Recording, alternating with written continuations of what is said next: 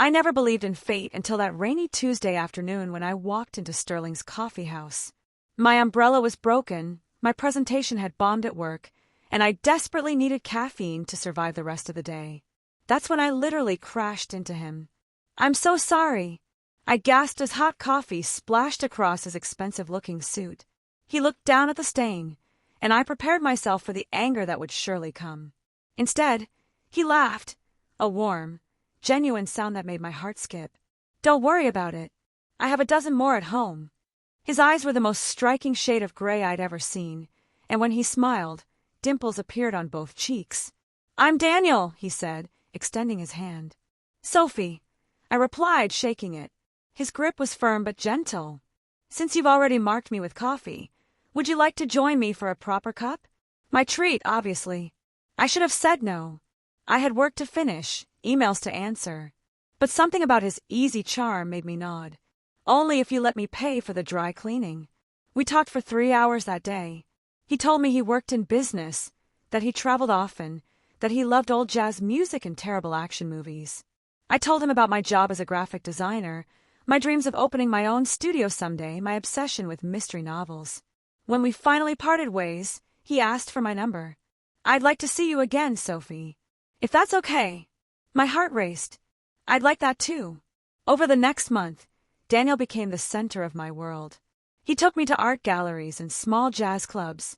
We had picnics in the park and late-night conversations about everything and nothing.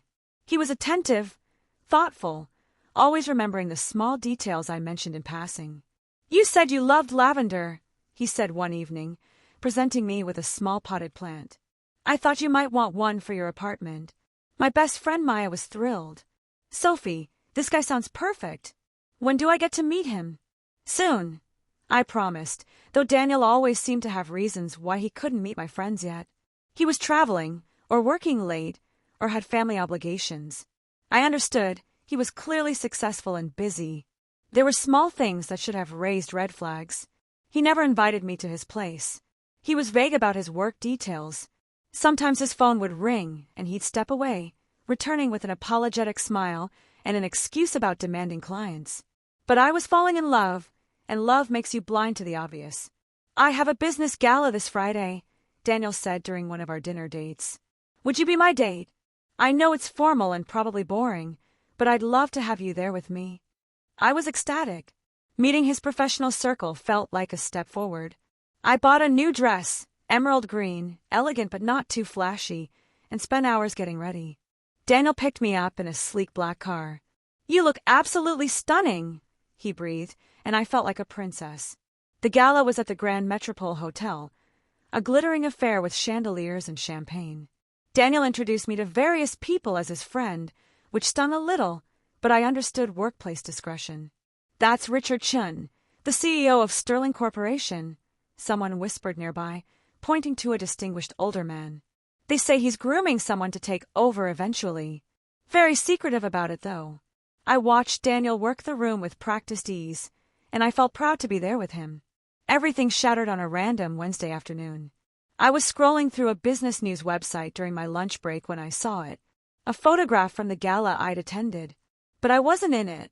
The caption read, "Daniel Mercer, CEO of Mercer Industries, with his wife Catherine Mercer at the Sterling Corporation Annual Gala." CEO. Wife. The words blurred as tears filled my eyes. In the photo, Daniel, my Daniel, had his arm around a beautiful blonde woman in a red dress. She was smiling up at him with obvious affection, and on her left hand was a massive diamond ring. My hands trembled as I searched for more information. Daniel Mercer, 35, CEO of Mercer Industries, one of the fastest-growing tech companies in the country. Married to Catherine Mercer née Whitmore for 5 years. No children. The coffee I drunk earlier threatened to come back up. He hadn't just lied about being single. He was a CEO, powerful, wealthy, and completely dishonest about his entire life. I didn't answer his calls for 2 days. Finally, Daniel showed up at my apartment. "Sophie, what's wrong? Why are you avoiding me?" I opened the door and showed him my phone with his photo. "CEO Mercer? Or should I call you Mr. Mercer? Or would you prefer I call you what you really are, a liar?" His face went pale. "Sophie, I can explain." "Explain what?" That you forgot to mention you're married? That you're a CEO? That everything you told me was a lie? Not everything was a lie. He stepped forward, but I moved back. My feelings for you are real, Sophie. Yes, I'm married, but it's not what you think. Catherine and I. Don't. I held up my hand.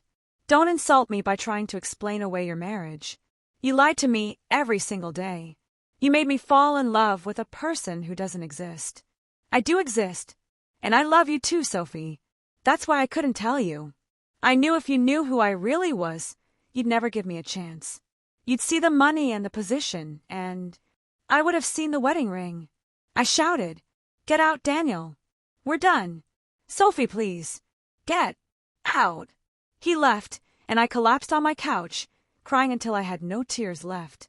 Maya held me while I sobbed through the entire story. That bastard. I can't believe he did this to you. Do you want me to slash his tires? I'll slash his tires. No violence, I said weakly. I just want to forget he exists. But forgetting Daniel proved impossible. I saw his face everywhere, on business magazines at the newsstand. In LinkedIn articles, Maya showed me to prove what a public figure he was in my dreams. Work became my escape. I threw myself into projects, staying late at the office to avoid my empty apartment. My boss, Jennifer, noticed. "Sophie, you've been working yourself to death lately. Is everything okay?" "Just focused on the Carter account," I lied. She studied me with concern. "Well, you're doing amazing work. In fact, I want to talk to you about a promotion. Senior designer position just opened up. The promotion should have excited me. Instead, I felt numb. Daniel didn't give up. Every day, flowers arrived at my apartment. Lavender, roses, orchids. Each bouquet came with a card bearing the same message. "I'm sorry. Please let me explain." I threw them all away. Then he started sending gifts. Art books, concert tickets, a vintage typewriter because I'd once mentioned wanting to try writing. I returned everything. Maya was impressed despite herself. He's persistent, I'll give him that. He's married, I reminded her sharply. I know. I'm just saying, maybe you should hear him out. Get closure. There's nothing he can say that would make this okay. But his final message broke through my defenses. It was a simple text. I'm getting divorced. Not because of you, because of me. I should have done this years ago. I understand if you never want to see me again, but I needed you to know the truth. You deserve better than what I gave you. I stared at the message for hours. Was he telling the truth? Or was this another manipulation? Against my better judgment, I agreed to meet Daniel one last time. We met at the same coffee shop where we'd first collided. He looked terrible, dark circles under his eyes, his usual polished appearance disheveled. "Thank you for coming," he said quietly. "I'm only here for closure," I told him firmly. "Nothing more." He nodded. "I understand, but I need to tell you everything. The real story. According to Daniel, his marriage to Catherine had been arranged by their families, two powerful business dynasties joining forces.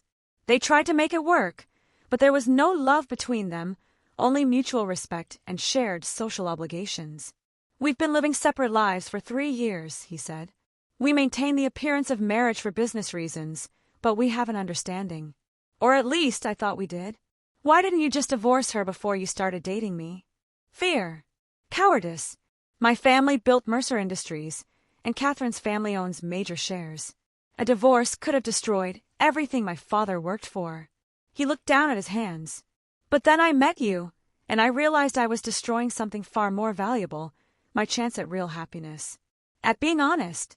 You should have told me from the beginning." "I know, and I'm sorrier than you'll ever know. I didn't immediately forgive Daniel, but I didn't shut him out completely either. We began meeting occasionally, always in public, always with clear boundaries. "Tell me about the real Daniel Mercer," I said during one of our meetings. "Not the person you pretended to be with me, not the CEO facade. Who are you really?" He thought about it. "I'm someone who was handed a company at 28 and told to make it grow.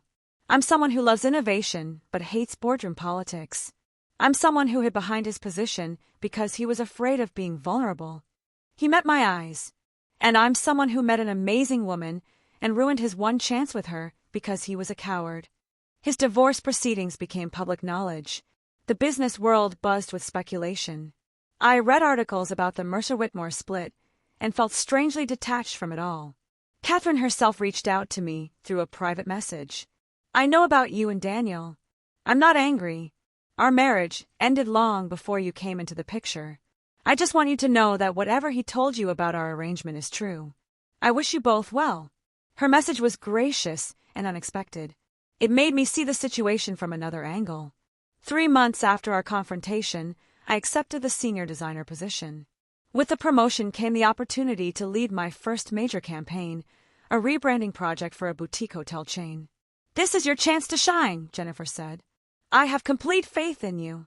The project consumed me in the best way. I discovered I loved leading a team, making creative decisions, pushing boundaries. The pain of Daniel's betrayal began to transform into fuel for my ambition. Daniel continued to text occasionally, never pushy, always respectful. "I saw the campaign you did for Azure Hotels. It's brilliant. You're exactly where you should be." Despite myself, I smiled at his messages. "Maya noticed. You're softening toward him." "Maybe," I admitted. "He's different now. More honest. More himself. Are you going to give him another chance?" I didn't have an answer. 6 months after our breakup, I ran into Catherine at an art gallery opening. She was alone, elegant in a cream suit, studying abstract painting. "Sophie," she approached with a gentle smile. "I hoped I might run into you someday." We sat at the gallery cafe, and she told me her side of the story. How she and Daniel had been friends once, before family pressure turned them into a strategic alliance. How they'd both been trapped in a gilded cage of expectations. "I'm not a villain in this story," she said. "And neither are you. We were both casualties of a system that values appearances over authenticity." "Do you hate him?" I asked. "Daniel? No. I pity him a little, actually. He spent so long being who everyone else needed him to be that he forgot how to be himself." She looked at me directly. "Until he met you. Whatever you did, Sophie, you woke something in him. You made him brave enough to choose himself." Her words stayed with me for days. My office phone rang on a Tuesday morning. "There's someone here to see you," the receptionist said nervously. "He says it's important." Daniel stood in our lobby, looking out of place among the creative chaos of our design firm. He wasn't wearing a suit, just jeans and a sweater, looking more like the man I'd met in the coffee shop than the CEO I'd discovered him to be. "I'm not here to pressure you," he said quickly. "I just wanted to give you this." He handed me a business card. Not his CEO card, but a simple white card with just a name and number. "This is me, Daniel. Not Mercer Industries CEO, not Catherine's ex-husband, not the guy from the gala. Just me. If you ever want to grab coffee and talk, really talk, with total honesty, call this number." "Daniel, I don't expect anything, Sophie. I just needed you to know that I'm here. That I'm finally being the person I should have been from the start." He smiled, that same warm smile from our first meeting. "You deserved honesty from day one. I'm offering it now, knowing I might be too late." He left before I could respond.